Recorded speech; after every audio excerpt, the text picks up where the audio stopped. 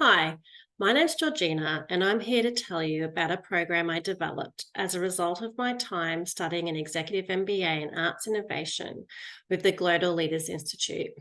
In 2023, a global cohort of approximately 60 cultural change makers enrolled in this program, and I was one of them. During this year of study, I got to meet the most amazing people. There were artists, musicians, managers, and above all, highly committed individuals to the arts and social change. Even now, when I think back to this group, I'm awe-inspired by the incredible work they did and still do.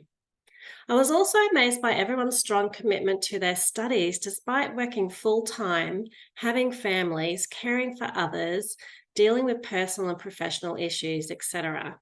Every week, everyone turned up ready to learn and share.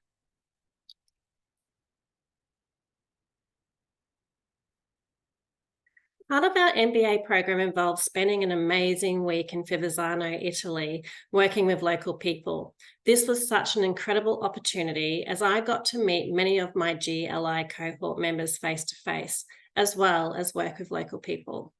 During this week, I got to know people on a deeper level and therefore saw firsthand their commitment to helping others. But this often comes at a personal cost. While we strive to give to others in our community, we often forget about giving to ourselves. Teaching artists, teachers, musicians, we're also often perfectionists and always trying to do better and achieve more to become making a difference in our communities. In turn, this burns people out, and even worse, things start to plummet with illness, stress, and anxiety coming on board. This is also the case for teachers in Australia. Research shows that 15% of teachers leave the profession early, that is within the first 4 to 6 years. Further, there's a predicted teacher shortage where the demand for teachers is going to surpass the number of graduates each year. And especially since COVID, teacher burnout and stress are at an all-time high, with over 50% of teachers reporting they experience moderate to extreme symptoms of depression. After my time in Fivizzano, I travelled to Florence. I was feeling inspired, but honestly also exhausted. Each day I would get up and walk all over this beautiful city. And it was then I realised even I needed more self-care. One day in Florence, I came upon this sign and I saw it literally as a sign that I had to do something about this and urgently.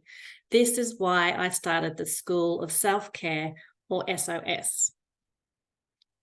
I'm very familiar with practices of self-care and I often write about it in my work as an academic. I realised some years ago that it's important to continually reflect on my work, but also self in order to feel healthy and happy. As a result, I've published quite a few papers on self-care in the academy and how I use arts-based practices to reflect and support myself. I've recognised the need to do this work regularly, especially creative practice, because if you're an artist, you crave it. Also, reflection is important as it helps you stay grounded and protected. This is what I thought could help teachers. Happy teachers equal happy students. It's now 5 years down the track and I can't believe how important this program really has become to many people. Currently, we have over 500 teachers, teaching artists, musicians and managers enrolled in our program.